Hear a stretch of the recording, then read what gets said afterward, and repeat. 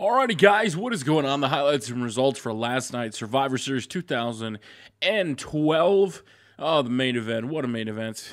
Now, Survivor Series Comcast screwed me over for the third time this month, and it didn't come on my TV right away, which is really annoying. We didn't get to watch till 40 minutes in, so we missed the first match, which was a Survivor Series elimination tag match, but I watched the replay.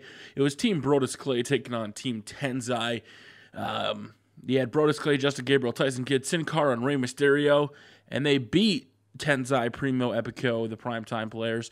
There were some pretty good spots in the match. I was expecting this match to really suck. You know, Matt and Junk didn't want to stay for the replay because they didn't care about the match. And I actually have to say I kind of liked it. Seeing Tenzai and Brodus Clay. Brodus tried to do the suplex to him, and he failed completely. But there was a lot of good spots. In the end, there was 4 guys left. Everybody but Brodus Clay was left on Team Brodus, and the only guy left in their team was Darren Young. They all took turns hitting a big move on him. Ray hit a 619, tagged in, who else did he tag in? I think he tagged in Justin Gabriel next, and then Tyson Kidd and Sin Cara for second, and then Justin Gabriel, then Tyson Kidd, and then they tagged back in Rey Mysterio, who landed on him with a splash, and that was the win. It was a pretty good match. There were some good spots in it. A lot better than I expected it to be. Next up, right before the match, Eve sent, I'm guessing she sent, Oksana. Somebody was attacking Caitlyn, runs out, starts attack with a blonde wig and a WWE 13 sweatshirt on. Caitlyn retaliates, starts beating her, takes the mask off. It's Oksana. And then what am I talking about?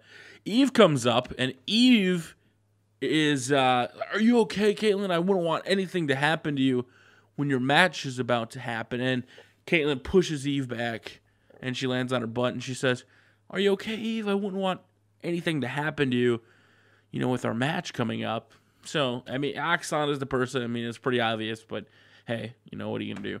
I think somewhere at this point, you had Vicky Guerrero come out, and she, after AJ Lee accused her of being in an affair, and they showed some ridiculously photoshopped images. You had her and Ricardo Rodriguez eating a burrito, where you could tell how it was holding it was photoshopped. What else was there? There was the photo of the barbecue with Jim Ross, and there was a slobber knocker. And she was just making these wild accusations, and Vicky comes out, and she's getting all mad, and AJ told her, I can't hit you, but you also can't hit me, or you'll be fired. And right at that time, Tamina Snuka came out, and I didn't even think it was Tamina at first because she was in this crazy new attire. And I'm glad that they're finally doing something with Tamina, because Tamina could, be one of those divas to fill in with. There's so many low amounts of divas left in the WWE, and it's finally taking this long. And she attacked AJ Lee, presumably probably because, Vicky can't hit her. Will we see a rivalry between AJ Lee and, her? I don't know. We're going to have to wait and see. Cesaro versus R-Truth. We didn't really enjoy the match. I mean, the match itself was pretty good. They had a technical match, and I liked it.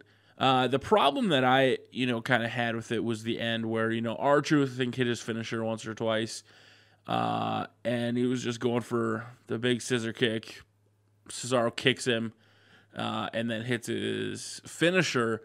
The match itself was all right. I wish it would have been a little bit better, but I really didn't have high hopes for the match anyway. It was one I didn't care about at all.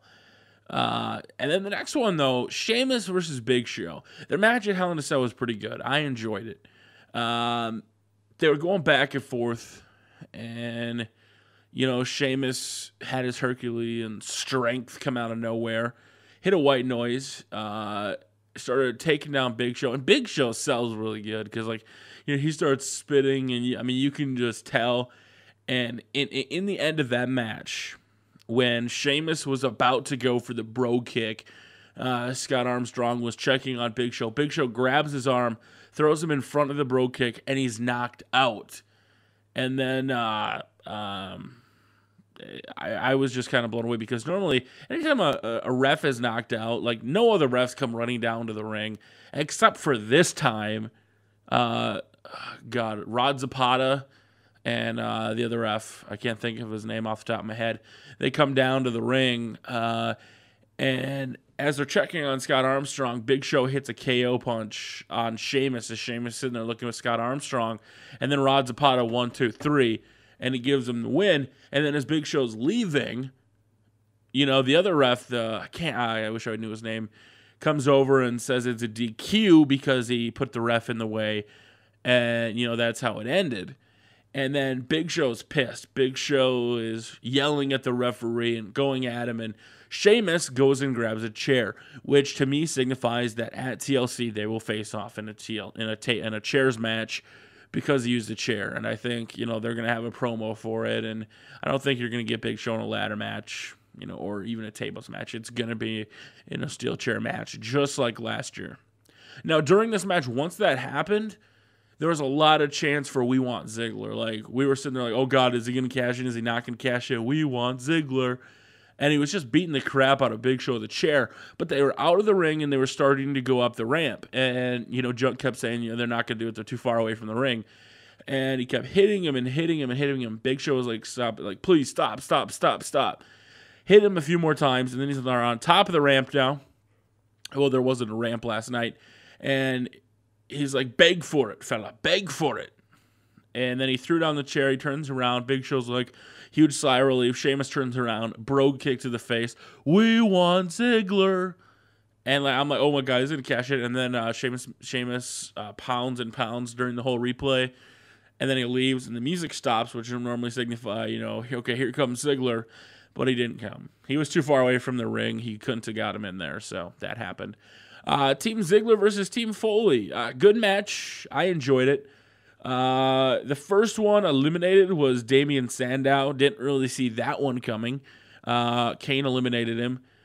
Kane was eliminated by Dolph Ziggler, though, afterwards. He hit his finisher right on him. And I always get kind of, befuddled in matches when they don't just, break out of the pin, like somebody comes in and breaks it up. But, it is what it is. David Otunga was the third one eliminated by Daniel Bryan. He tapped out to the yes lock. Kofi Kingston was then eliminated by Wade Barrett they're now calling it the Bullhorn or whatever it's called. I'm like, I like the souvenir better. There must have been a problem with the name. I don't know. Then Daniel Bryan was eliminated by Alberto Del Rio with a cross armbar. Wade Barrett was eliminated by The Miz. And, it was a pretty good spot. I liked it. You saw Miz kind of being aggressive. Miz wouldn't tag in before, and then they tagged in, and him and Randy Orton were working together pretty well. But it came down to Del Rio and Ziggler after The Miz was eliminated by Alberto Del Rio. And Orton and Miz were working good together, so Miz stayed face. There was no turn. And in the end, though, Randy Orton hit an RKO on Del Rio. Ziggler was left. Ziggler was thrown into the pole. He was there. Randy Orton, the Viper, was waiting for him and waiting for him and waiting for him as he was just sitting there.